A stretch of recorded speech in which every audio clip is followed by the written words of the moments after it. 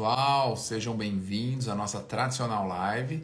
Hoje, 8h30 da noite, uma live super importante, uma live super especial, que eu vou receber aqui um convidado, o Dr. Natan, que é reumatologista, e a gente vai falar muito sobre as espondiloartrites.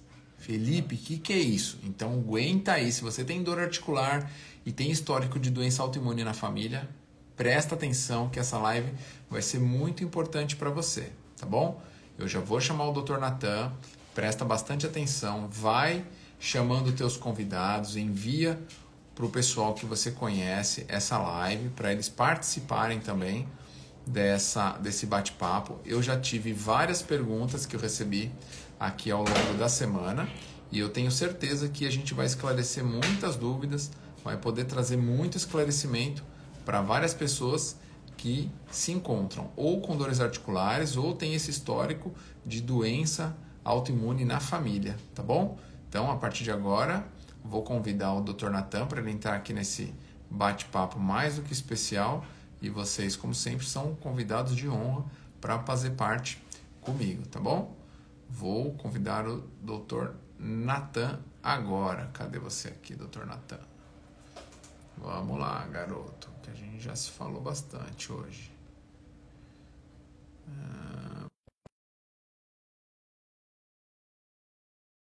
Galera aqui esperando, é isso aí. Vamos lá, vamos lá, vamos lá. Um bate-papo muito legal. Daqui a pouco ele entra comigo, tá? Enquanto isso, ó, pessoal, eu vou tirar os comentários, tá? Daqui a pouco, quando o Dr. Natan entrar, para que os comentários não fiquem no rosto dele, tá bom? Então a gente vai fazer um bate-papo bem interessante sobre sintomas, sobre tratamento, sobre diagnóstico, como que é feito. Então, vai ter bastante informação bem legal aí no decorrer da live, tá? Vamos ver que não recebeu lá o convite. Vou mandar de novo. Vamos lá. Opa, mandei aí, doutor. Vamos ver se está aqui. Mais uma, hein? Ó, acho que agora foi porque ele já entrou na live. É isso aí, a galera tá entrando a todo vapor aí, ó. Já tem uma galera esperando na live. Foi bastante divulgada essa live de hoje. Aqui já vai, hein? É isso aí, ó. Vamos começar em 3, 2, 1. Vai abrir agora a live para vocês, tá? Com o Dr. Natan. Fala, Dr. Natan. Foi, boa noite. Boa noite. Tudo bom? Eu tô bem, você? Tudo em paz, graças a Deus. Fez a sua atividade de hoje, a sua terapia? Foi para academia? Fiz até... Hoje é dia de terapia, hoje não é dia de academia. Eu tava... A quarta é o dia de terapia, aí eu só vou se eu sair muito estressado da terapia, precisar desestressar, daí a gente engata com a musculação. Legal. Não, bacana. Ó, vou tirar os comentários por enquanto. Falei para o pessoal que ia tirar os comentários para não ficar no seu rosto. E aí a gente vai fazendo um bate-papo. Legal. Doutor, primeiramente queria te agradecer pela sua disposição de nos atender aqui, de fazer esse bate-papo especial. Eu conheci o Dr. Natan pela rede, pela internet. A internet tem essa maravilha, né? Porque a gente vai conhecendo as pessoas através de post e tal. Aí assiste um history, assiste um reels e tal. E eu achei muito legal, porque você tem uma especialidade complexa, que é a reumatologia, mas que você traz com uma facilidade no assunto, você toca com tanta simplicidade a forma de explicar as coisas, que eu falei, bom, o Dr. Natan vai ter que explicar para os meus seguidores, para os meus alunos aí, tudo que ele tem, esses detalhes importantes de elite. Vamos espremer ele nesse assunto. Então, vamos. Porque isso que eu acho que foi tão legal, assim, a gente deixar tão restrito o assunto para a gente poder dar mais a fundo, dar mais profundidade. Também achei super legal. Achei super essencial para a gente afunilar e trazer bastante informação para esse público. Se for muito bem recebido, a gente traz para os outros públicos, porque o que não falta é isso, né? Gente com problemas que precisam ser tratados com exercício junto. Beleza. Doutor, queria que você se apresentasse primeiro sobre sua formação, sobre a tua carreira, onde que você atua, se você é de São Paulo, se você é do Rio, se você é do Paraná. Fala aí, que a internet tem essas maravilhas, né? A gente tá, às vezes está tão perto aqui, mas está tão longe geograficamente. Exatamente. Então, meu nome é Natan Catolino, sou médico reumatologista, moro em Curitiba, no Paraná. Foi aqui que eu fiz faculdade, foi aqui que eu me formei reumatologista também, na UFPR, na Universidade Federal do Paraná.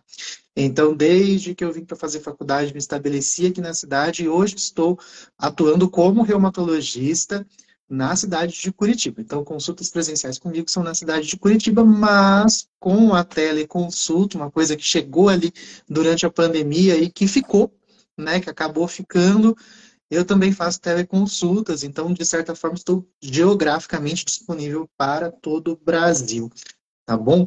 Então, esse é o meu breve histórico. Perfeito. É assim, no meio da pandemia eu também acabei saindo de uma área, entrei em outra, tal. Eu já trabalhava bastante também na área da atividade física e acabei formando, desenvolvendo um programa, né, tanto de reabilitação da coluna quanto de reabilitação do joelho. Tem um programa online e essa é a vantagem, né? O trabalho online ele é absurdo. Hoje eu tenho alunos na Europa, tenho alunos na Ásia, tenho alunos na Oceania, alunos na Austrália e tem alunos aqui, né, do Brasil, porque o sistema online gravado, ele é muito rico, ele é muito legal. Perfeito. Ó, então vamos lá, vamos entrar um pouquinho nas espondiloartrites. E aí, quando eu fiz a chamada do Reels, convidando as pessoas para entrarem, muitas pessoas me mandaram perguntas assim: mas o que é espondiloartrite? Eu tenho dor articular, a minha família tem doença autoimune. Mas o que é o espondiloartrite? Eu falei, então essa pergunta, de forma tão específica, vou trazer para o doutor Natan, para ele explicar da forma assim como se ele estivesse explicando para bisavó dele. Então vamos lá. Bom, primeira coisa muito importante é que é muito comum algumas confusões de nomenclatura, e até por isso que antes da gente começar, eu estava preparando uma sequência ali, um carrossel, sobre essas diferenças de nomenclatura que sempre confundem. Então, se alguém se confundir com a nomenclatura, daqui a pouco eu vou soltar ali essas diferenças, porque você vai ouvir it, iose, muitas coisas assim, você vai falar, mas o que é mesmo cada um? Então, já vou separar. Mas espondiloartrite, Eu pode te falar. convido se você quiser me marcar como colaborador, pode marcar, porque eu divulgo na Ô, minha rede. beleza. Pode pôr aí. Vou te marcar então. Tá combinado. Então, o que acontece? Quando a gente fala espondiloartrite, é um conjunto de doenças que são, vamos dizer, autoimunes da coluna, que podem afetar a coluna lombar. Então, a gente tem um conjunto de doenças em que o nosso sistema imunológico ataca o próprio corpo na topografia, no lugar ali da coluna, principalmente da coluna lombar, transição ali para a coluna sacral, aquela coluna que é o finalzinho da coluna, começo da nádega, aquela região. Isso a gente dá o nome de espondiloartrites. Muita gente conhece isso por espondilite anquilosante, que é uma doença do grupo das espondiloartrites em que há inflamação dessa região. Mas a gente tem outras doenças que são espondiloartrites, como artrite reativa, artrite psoriásica, artrite relacionada à doença de Crohn e retocolite ulcerativa, que são doenças do intestino. Então, a gente tem diversos conjuntos ali de doenças e esse conjunto, ele faz parte das espondiloartrites. A mais conhecida, a mais estudada é a espondilite anquilosante. Mas como a gente está fazendo um tema mais abrangente, já que todas elas têm o mesmo sintoma e a mesma situação em que há um ataque pelo sistema imunológico da coluna, então a gente capturou tudo no mesmo grupão, que a gente chama de espondiloartrites, né? Antes que alguém... O comentário está desativado, mas já deve ter alguém coçando o dedo ali para perguntar se é a mesma coisa que uma espondiloartrose ou uma espondilose. Não é a mesma Sim. coisa. Espondilite, espondilose é diferente, espondiloartrite, espondiloartrose é diferente. Porque quando a gente fala de final ose, sempre que tiver final ose, a gente está falando de um problema degenerativo, de um desgaste. Com a idade, o nosso corpo só desgasta, né? Eu sempre brinco, a gente Sim. cresce até os 20, depois é a ladeira abaixo, a gente Ó, só gato. desgasta. depois a gente desgasta. Tem como diminuir essa velocidade, e você sabe bem como, mas se a gente não fizer nada, ele vai desgastando, nossos ossos desgastam, nossas articulações envelhecem. E a este envelhecimento, o final é sempre ose. Então, espondilose, espondiloartrose é o envelhecimento da coluna. Natural. Espondilite natural. Espondilite, espondiloartrite é a inflamação da coluna, que é totalmente diferente, porque essa inflamação tem todo um sistema de ataque do sistema imunológico, é o que a gente está falando aqui hoje, e o OSE, a partir dos 30 anos, pode aparecer no raio-x, numa ressonância, a partir dos 50 anos pode ser bem sintomático, limitante, então ele tem ali uma progredir com a idade, mas a espondilite e espondiloartrite, não. O esquema da dor nas costas é bem diferente. Como que é uma dor de espondiloartrite? É uma Isso que eu dor ia te nas perguntar. costas. Sintomas comuns, Isso, assim, que as pessoas iniciam a procura por um reumatologista, às vezes até um ortopedista, porque começa a doer as costas.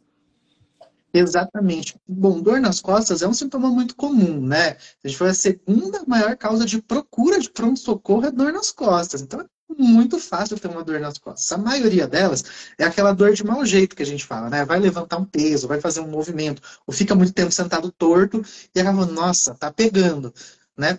Você vê que para você falar que tá pegando, você vê que tudo isso está associado a movimento. Sim. Né? São dores que estão associadas a você caminhar de um jeito, daí tá no meio da caminhada, tá doendo, tá pegando a perna. Ou então tá levantando alguma coisa que envolve o movimento. Tá se levantando numa cadeira, envolve o movimento. A dor da espondilite ou espondiloartrite não envolve movimento, é uma dor que piora ao repouso. Então a pessoa, enquanto está em movimento, caminhando, fazendo alguma coisa, tá andando, tá trabalhando, ela tá ali com a sua coluna em movimento, ela está bem. E a hora que fala, pronto, agora chega, vou descansar, vai deitar na cama, a dor vem vindo, a dor vai piorando, e ela fica deitada e fala, meu Deus do céu, a minha coluna está doendo. E conforme isso vai acontecendo, a hora que ela vai levantar, fala, meu Deus, levantei, mas ó, não estou nem arcando aqui direito, né? Parece que não vai tudo que tem que ir para trás, ela fica meio curvada, passa um tempinho ali, meia hora, uma hora, aí ela fala, pronto, agora tá, agora Incomodou. esquentou, agora vai. E aí ela vai fazendo o movimento e passa o dia bem. Então, veja que é muito diferente dessa dor que é a dor do mau jeito que a gente fala, que é a dor que acontece quando você faz um esforço excessivo ou um esforço de maneira errada. Porque essa dor do esforço de maneira errada, ela acontece ao movimento. E a pessoa depois fala, não, eu sentei, relaxei, daí começou a melhorar.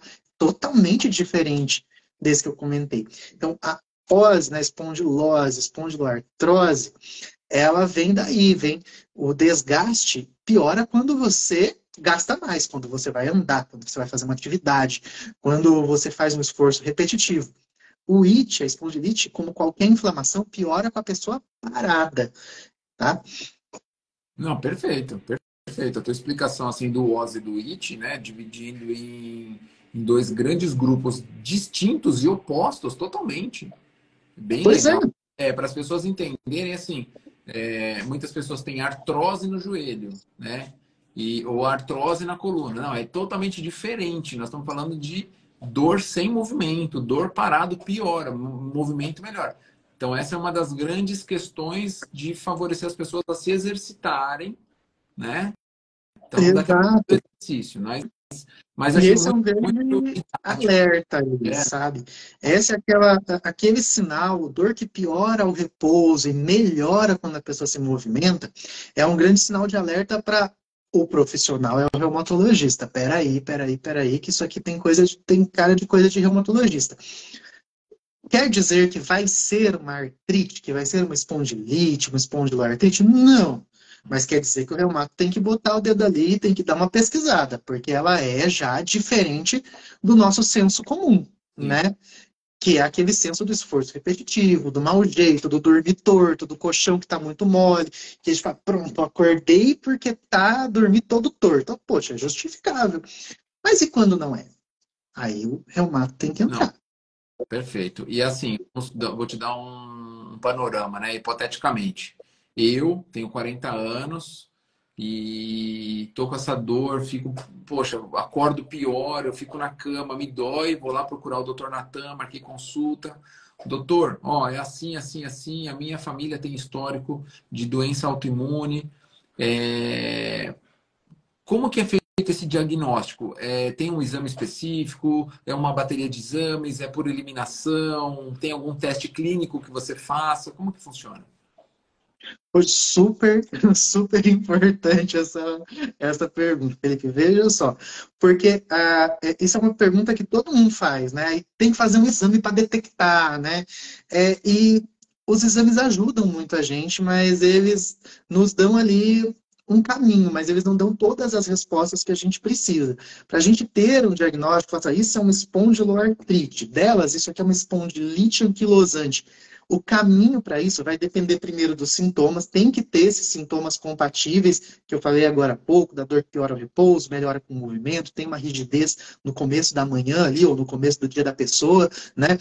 Então tem que ter essas características desse tipo de dor nas costas, mas tem que ter também alguns extras ali. Quais são esses extras que estão ali, esses complementos? Pode ter uma alteração que a gente chama de entesite, que é uma inflamação na inserção dos tendões, pode ter uveíte, que é a inflamação dos olhos, pode ter inflamação intestinal, que são aquelas doenças intestinais que eu comentei mais cedo. Então, ele tem umas coisinhas extras que a gente tem que juntar isso para conseguir fazer o diagnóstico. E os exames podem nos ajudar a detectar essas alterações extras e podem nos ajudar a detectar a própria inflamação na coluna.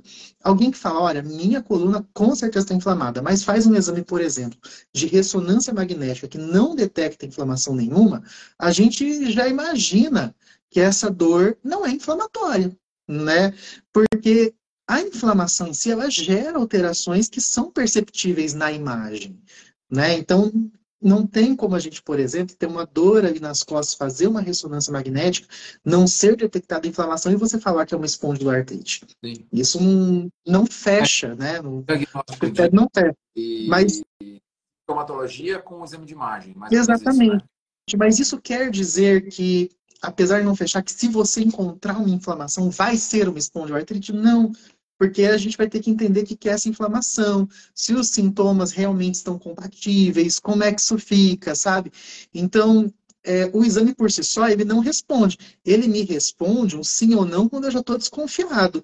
Porque eu tenho uma pessoa com sintoma compatível, como essa pessoa que eu acabei de dizer, ó, se esse é seu sintoma, procura o reumato, que isso é coisa da reumato. Mas ela vai lá, você fala, poxa, ó, o sintoma chama atenção. Aí você pede o exame e vem inflamação. Ó, eu tenho uma suspeita, um exame confirmando. Aí eu peço um exame de sangue, por exemplo, que mostra inflamação do sangue, proteína C reativa, velocidade de sedimentação. Puxa vida, eu tenho tudo que eu preciso aqui para encaixar no diagnóstico que eu estou pensando.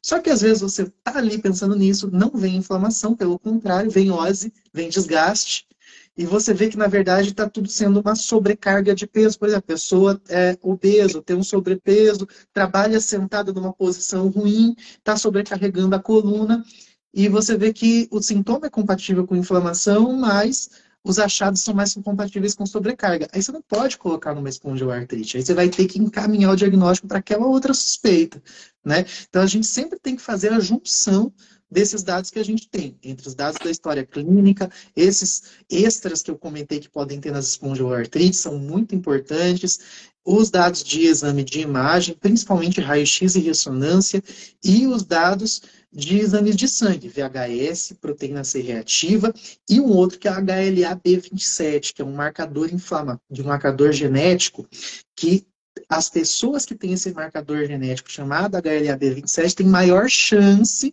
de desenvolver espondiloartrite. Isso não quer dizer que vão desenvolver, quer dizer que tem maior chance, mas é mais uma pecinha ali para o nosso quebra-cabeça. Poxa, se eu tenho alguém com esse negócio positivo, uma dor suspeita, a chance de encaixar ali nesse diagnóstico é bem maior, né? A chance de encaixar é bem maior. Não, perfeito, perfeito. Super esclarecedor e didático, assim, deu para entender perfeitamente. Aí vamos lá, fechamos o diagnóstico. Meu diagnóstico está confirmado com uma espondilite anquilosante, que você falou que das artrites, né, das espondiloartrites é a mais conhecida, Mais falada, né? mais falada e tal. Tá, vamos iniciar um tratamento, então. Iniciamos um tratamento. É medicamentoso, é fitoterápico, é medicação química, a gente já ouviu falar de medicação biológica, é infusão, exercício. Como que funciona esse mundo do pós-diagnóstico? Aí, a partir da hora que a gente faz o diagnóstico, a gente vai direcionar, por exemplo, diagnostiquei uma espondiloartrite. Qual? Se for a espondilite anquilosante, por exemplo, o que eu vou pensar? Está afetando a coluna, beleza. Se está afetando a coluna está inflamada, minha primeira linha de tratamento é com anti-inflamatório. Tá. Tá? Hoje é o que a gente tem de primeira linha de tratamento mesmo. E qual anti-inflamatório? Qualquer um. Tá? Então, isso a gente vai decidir junto com o paciente, de melhor tolerância, e o tanto de tempo que o paciente vai utilizar esse anti-inflamatório vai ser decidido também nesse momento.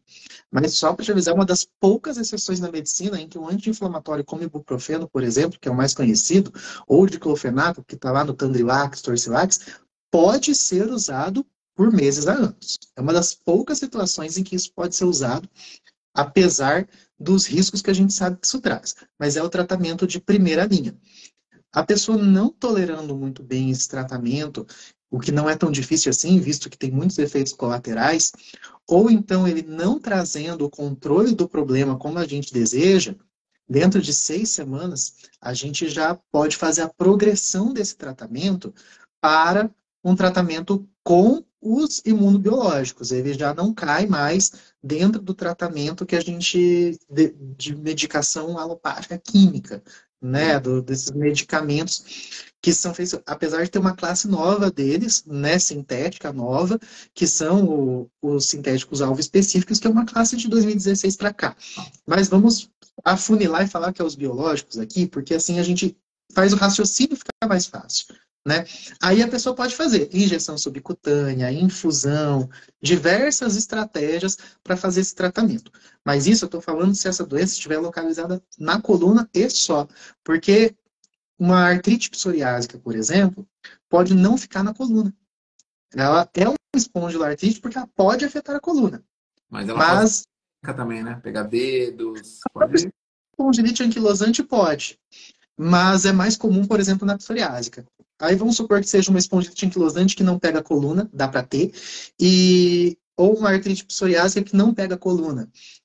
Esse tratamento ele não vai ser com anti-inflamatório e com imunobiológico. Aí a gente vai entrar numa categoria muito próxima do tratamento da artrite reumatoide, que é uma outra doença reumática que não é uma espondiloartrite, que é o metotrexato, a leflunomida, a sulfasalazina. Aí a gente vai fazer uso dessas medicações antes de trazer o imunobiológico para esse contexto. Porque ele é Então, vivo, né, para o organismo. essa decisão de tratamento vai variar muito do tipo de acometimento que o paciente tem. Eu te dei um exemplo bem detalhado com anti-inflamatório, biológico, para o paciente que tem a doença exclusivamente na coluna. Mas não é incomum a gente chegar e ter olho também, sabe? Ou ter uma psoríase também. E aí a gente tem que fazer um tratamento que englobe as duas coisas que a gente está vendo e o tratamento vai ser personalizado para aquilo que a gente está vendo de acometimento naquele momento.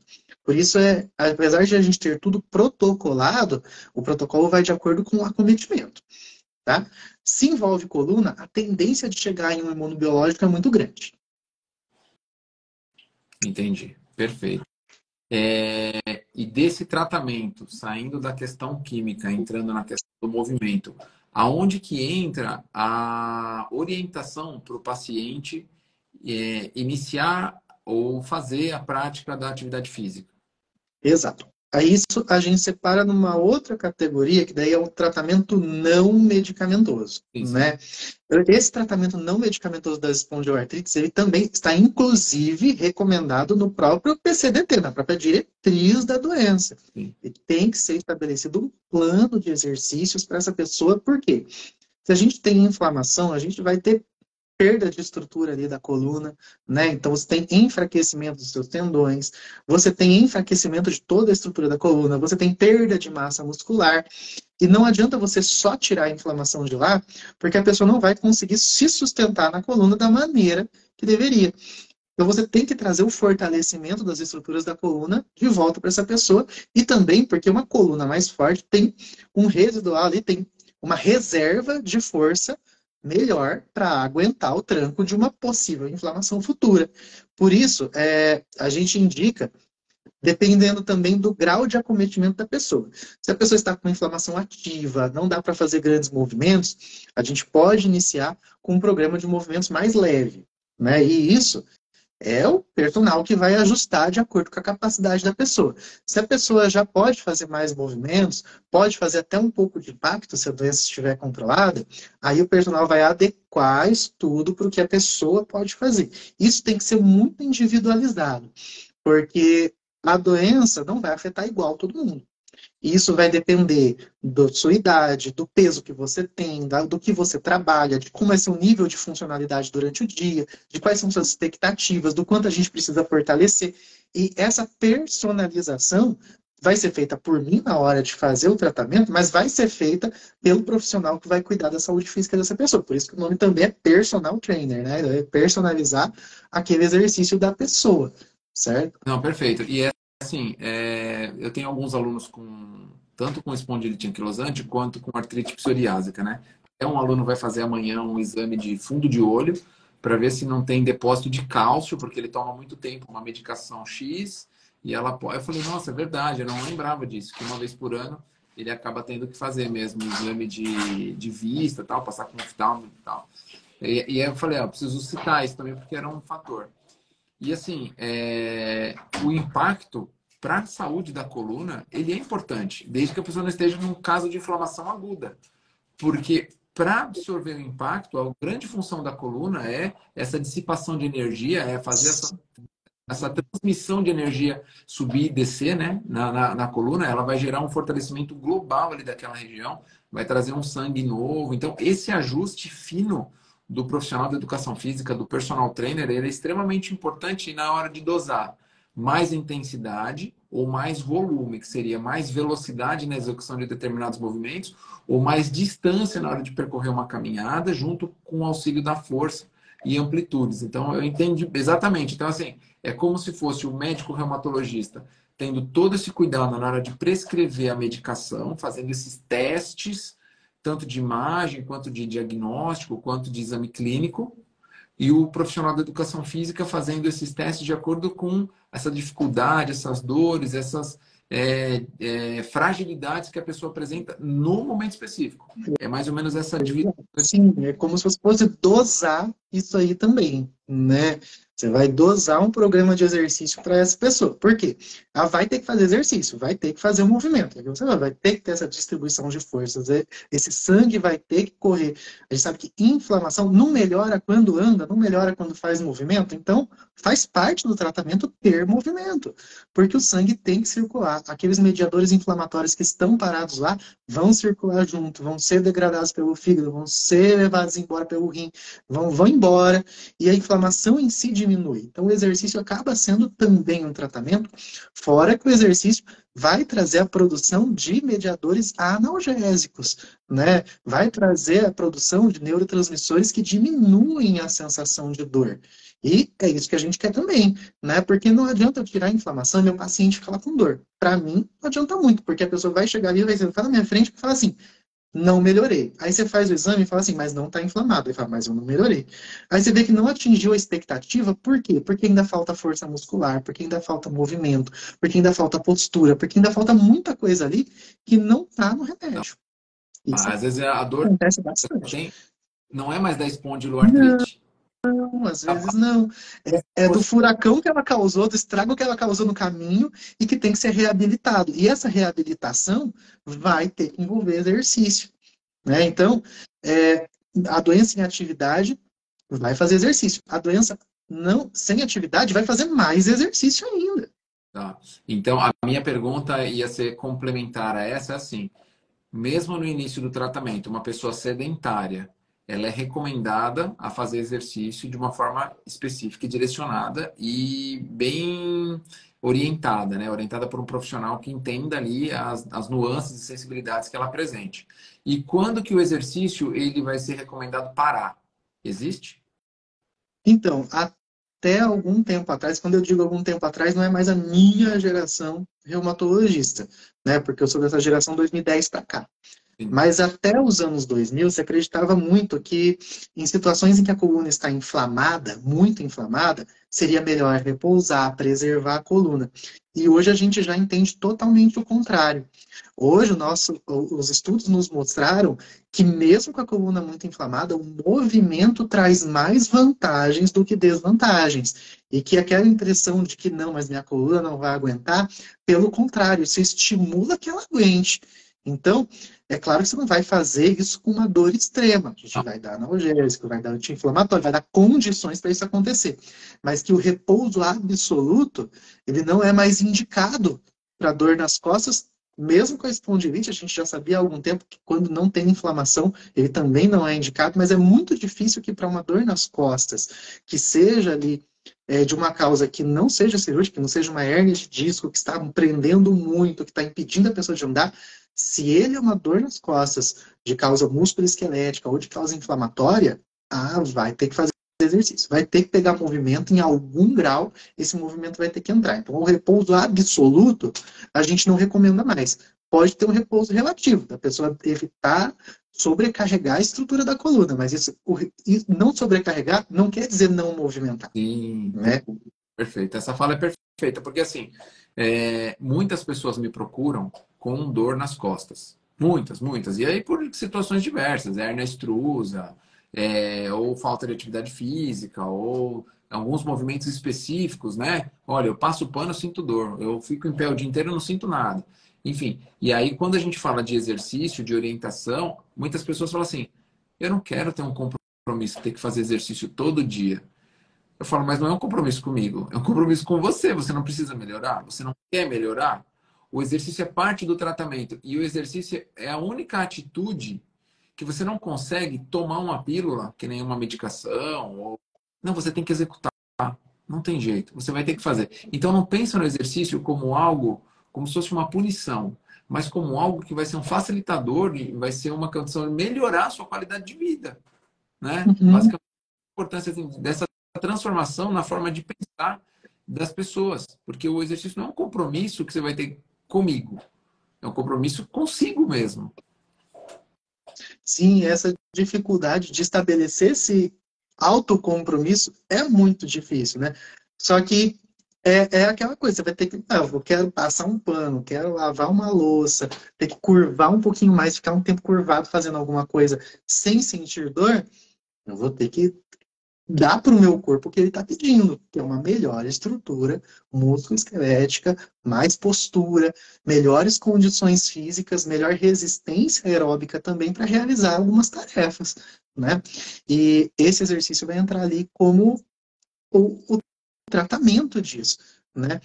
Às vezes a gente quer tomar remédio é uma atitude muito passiva, né? Porque o remédio já está ali, você toma, Tá o bom. resto E espero. é o remédio que faz, né? Você espera ação, né?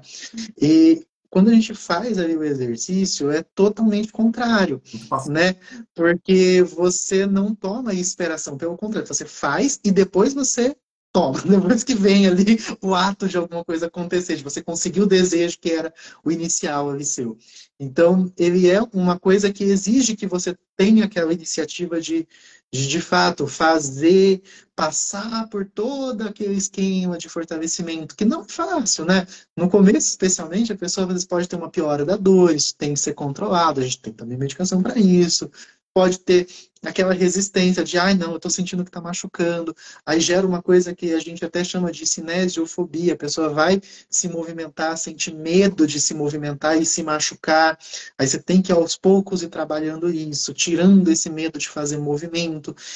Isso é um processo, mas você tem que passar por esse processo para chegar numa segunda fase, né? Faz parte da sua jornada enquanto com esse problema de saúde, com a sua queixa, de você melhorar.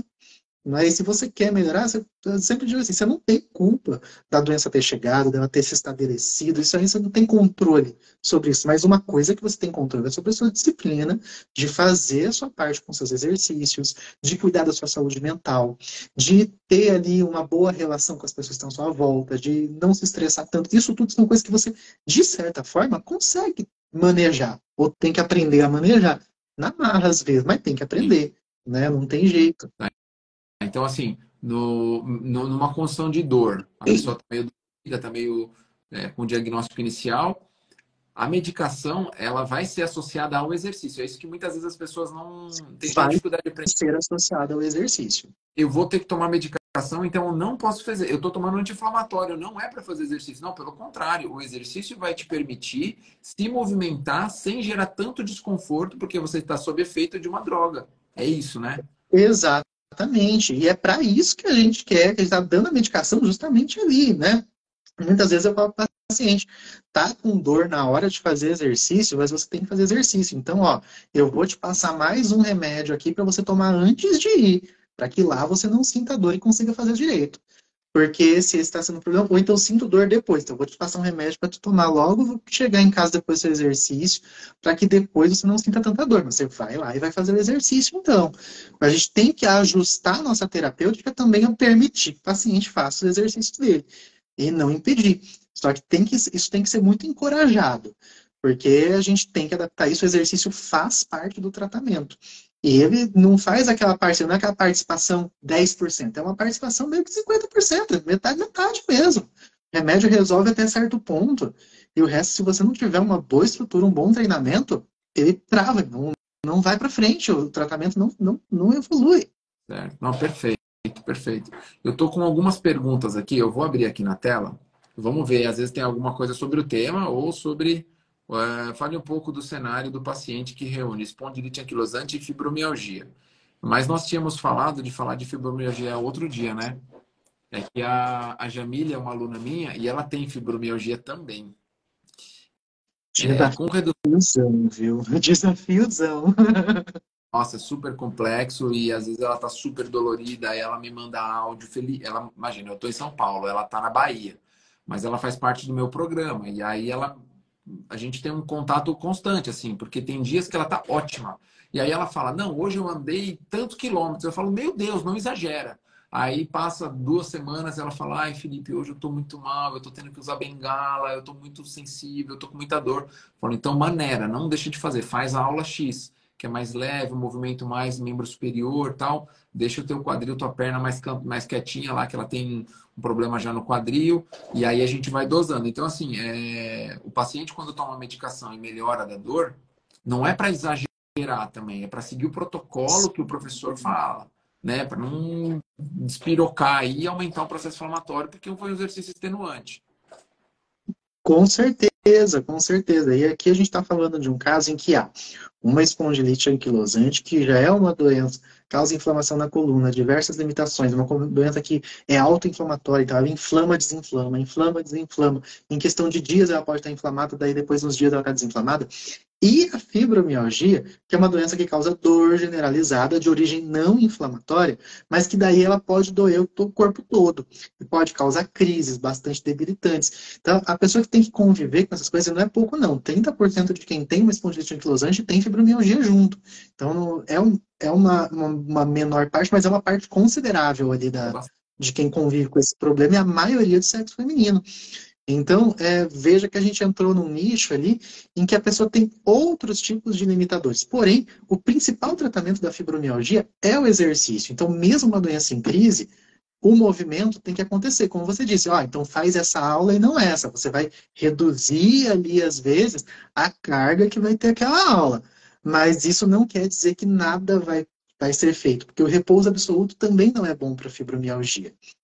Então, ao mesmo tempo que elas são doenças que estão sobrepostas ali na mesma pessoa, elas têm um quê em comum, que é a necessidade do movimento. Perfeito, perfeito. Deixa eu dar uma olhada aqui se tem mais perguntas aqui. A moça que trabalha aqui em casa tem reumatismo bacteriano e trata com bezetacil a cada 15 dias. Eu nunca ouvi falar isso. Mas... nesse caso, ela tem essa moça, teoricamente, tem um problema chamado febre reumática, né, que é um problema gerado por infecção, principalmente de garganta, aquela que causa pus nas amígdalas, aqui na garganta, bem forte. Acontece geralmente na infância, ou começo da adolescência, da pessoa ter uma infecção muito forte por um tipo de bactéria, que é o Streptococcus do grupo B, E esse tipo de bactéria, nosso sistema imunológico produz um anticorpo que mimetiza um anticorpo, uma estrutura que a gente tem nas juntas. Aí o nosso sistema imunológico confunde e acaba atacando as juntas no lugar de atacar a bactéria, Tá. sabe? Aí a pessoa desenvolve esse tipo de doença reumática. E o tratamento é com benzetacil mensal para ela não ter mais infecção de garganta por essa mesma bactéria, porque toda vez que ela tiver, o corpo vai produzir esse anticorpo de novo e vai atacar as juntas. Então essa pessoa trata mensalmente ali com benzetacil para evitar que ela tenha infecção bacteriana e que esse contato com a bactéria desenvolva os anticorpos que estão confundidos ali, bactéria e junta ao mesmo tempo, para não atacar as juntas dela. É uma doença que esse uso de benzetacil vai ficar até uns 20 e poucos anos de idade, mas se a pessoa tiver contato constante com a bactéria, como por exemplo, professor, contato com aluno pequeno, bem no auge desse tipo de infecção, aí vai tomar para a vida toda mesmo, Entendi. cada 21 dias. Interessante. Caramba, isso eu não sabia não. A moça, a Jamile perguntou para mim assim, falou, ó, com a redução da mobilidade impedida de caminhadas há 2 meses, vale a pena fazer exercícios em casa? Vale super a pena. Vale super a pena. Eu acho que você vai concordar comigo, né? É melhor que nada. Não ficar no zero não é uma coisa legal. Então, se você fizer alguma coisa aí em casa, mesmo que seja um programa de exercícios em que você faça inicialmente deitado, faz alguns movimentos sentados e alguns movimentos se você conseguir em pé, e no outro dia você já consiga fazer um pouquinho mais ou fazer de novo a mesma coisa, é melhor do que você passar o dia sem fazer esse exercício.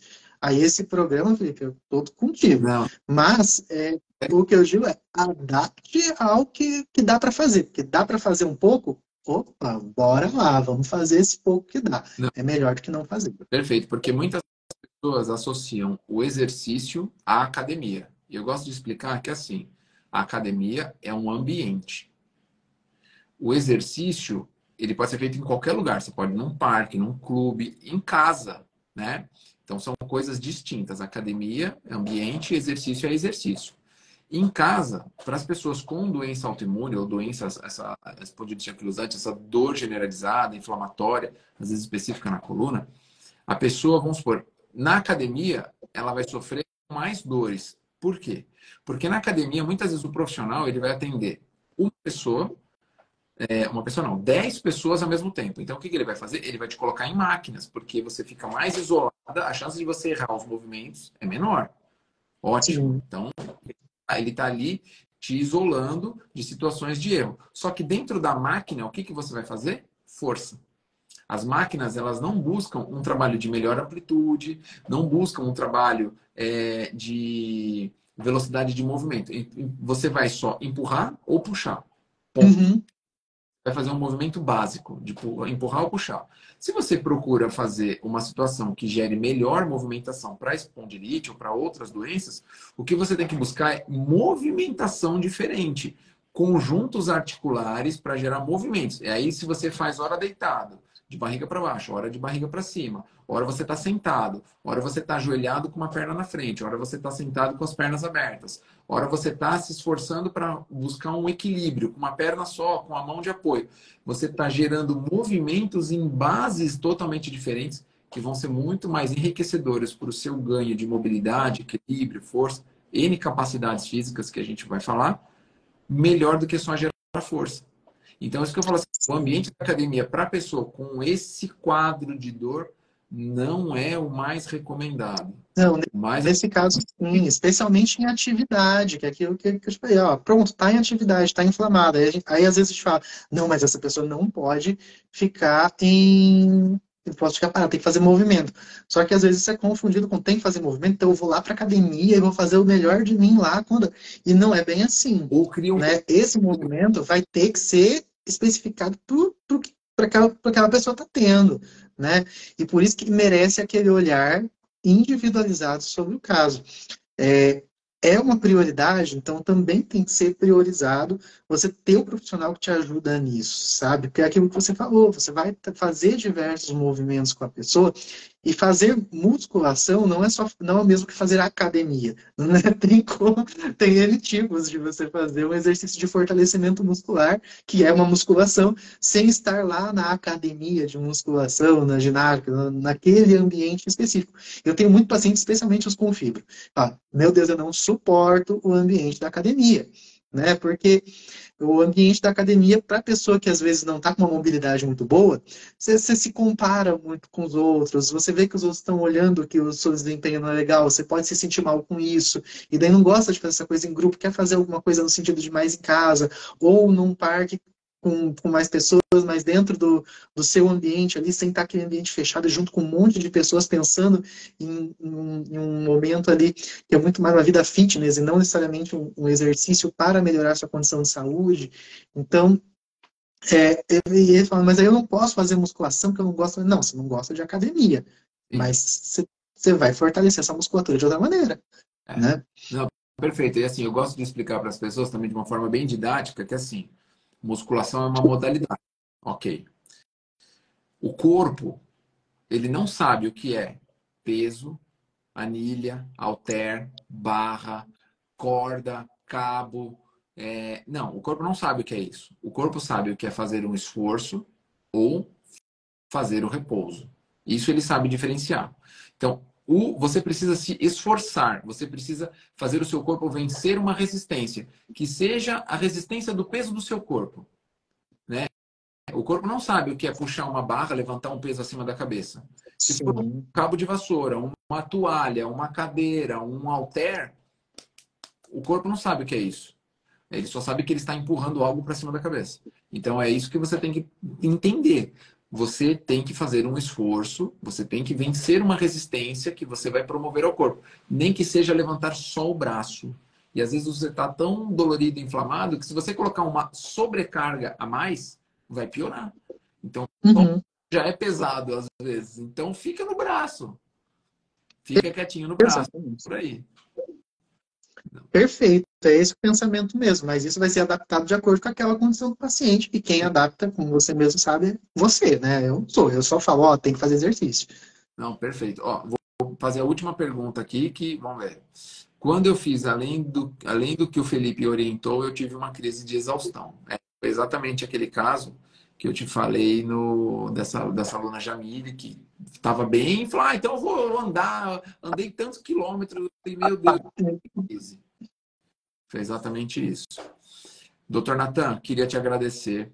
Fizemos o nosso bate-papo super legal. Já estamos aqui com 45 minutos. Eu falei de 35. Foi Mas sempre vai. muito esclarecedor, muito enriquecedor para as pessoas assim clarearem a mente para essa possibilidade. Assim, pô, eu estou associando tudo que o doutor falou. Eu tenho dor articular, tenho dor na coluna, piora ao repouso, melhora ao movimento. Opa, peraí, alguma coisa não está legal. Então, preciso entrar em contato com o Dr. Natan. Doutor, aonde que as pessoas te encontram? Quero entrar em contato, quero uma consulta telemedicina ou presencial. Como que funciona? Uhum. Para me encontrar, você pode entrar no meu perfil aqui do Instagram, @natan.reumato. Tem o link ali na bio mesmo, o link vai dar para o site, que vai explicar como funciona a consulta presencial, como funciona a consulta à distância. Tem o botão falar com a secretária, botão do WhatsApp, tem todos os recursos ali. Você também pode me mandar uma mensagem direta ali, manda uma mensagem para mim, fala, Natan, gostei muito do conteúdo, qual que é o contato ali para falar contigo e tal, que eu já passo ali o telefone também, o WhatsApp da secretária, que é a Jo, uma querida, vai atender super bem. Não, perfeito, perfeito. Eu gosto de deixar claro, porque assim, depois da live, tem, quando eu chamo nutricionista, ou médico ortopedista, ou médico ginecologista e tal, surgem muitas perguntas. Ah, passa o contato, passa o contato. Eu falei, então deixa ao final da live, eu vou falar, e aí o doutor Natan vai explicar direitinho como que ele abre o consultório dele para atender todos que querem passar em consulta. Então, exatamente. E é só conversar com a secretária, a Jô tá treinadíssima para. Ela já sabe que nesses dias em que tem uma live, que tem alguma coisa, a procura sempre aumenta mesmo, né? É comum. E, e é só mandar mensagem lá, ou pelo link da bio, ou falando comigo, eu passo o telefone ali. E a gente Não, já resolve não, tranquilo. isso. Queria convidar os teus seguidores, quem quiser conhecer um pouco mais do meu trabalho, né? No programa que eu tenho do Mova-se Sem Dor, para eles mandarem pergunta, mandarem para mim também mensagem no direct. Eu tenho um programa específico de reabilitação, tanto de joelho quanto de coluna, um programa chamado Desafio e um programa um pouco mais avançado que as pessoas saem desses dois programas de reabilitação e vão migrando de forma linear, tudo com meu acompanhamento também. Então me chama aqui, o programa está liberado para as pessoas. A Jamília é uma aluna super delicada, mas super dedicada, faz com bastante frequência, me manda mensagem. O programa está aberto para ajudar também as pessoas. Então, e tomara que eles estejam te ouvindo e sigam aí esse caminho, porque eu tenho certeza que vai ajudar, e é o necessário. Não, e eu quero te convidar também para você, depois eu vou te mandar um convite diferente, para você entrar no meu programa, para você conhecer o programa. Eu tenho Pô, certeza, vai ser um prazer.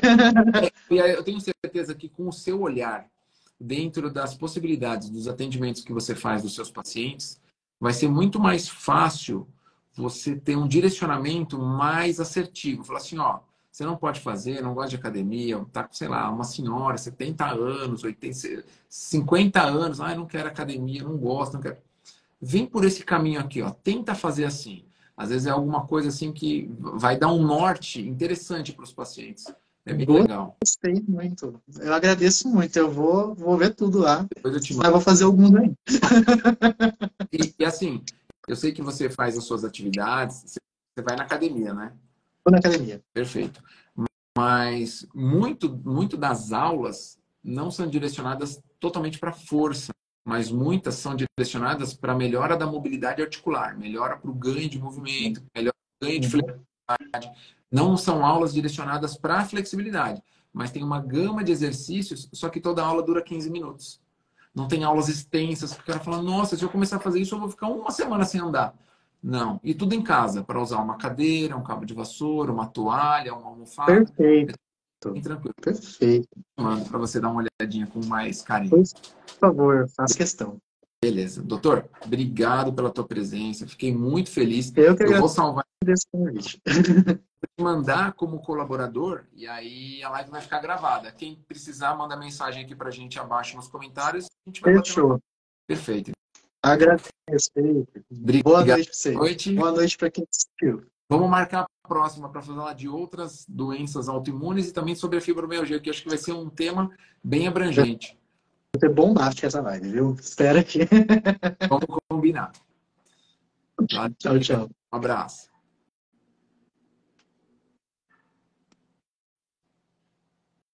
Isso aí, pessoal. Esse bate-papo mais que especial hoje, enriquecedor, esclarecedor com o Dr. Natan, vai ficar gravado aqui na minha página, no meu feed, também na página e no feed do Dr. Natan. Se você tiver dúvida, se você precisar falar conosco, tanto por mensagem comigo aqui no meu Instagram, quanto por mensagem no Dr. Natan, ou aqui nos comentários, a gente vai fazer questão de responder para vocês o mais rápido possível, tá bom? Fiquem com Deus, uma boa semana. Precisando falar, estamos à disposição. Um beijo a todos e até o próximo semestre. Um bom segundo semestre para todos vocês. Até lá.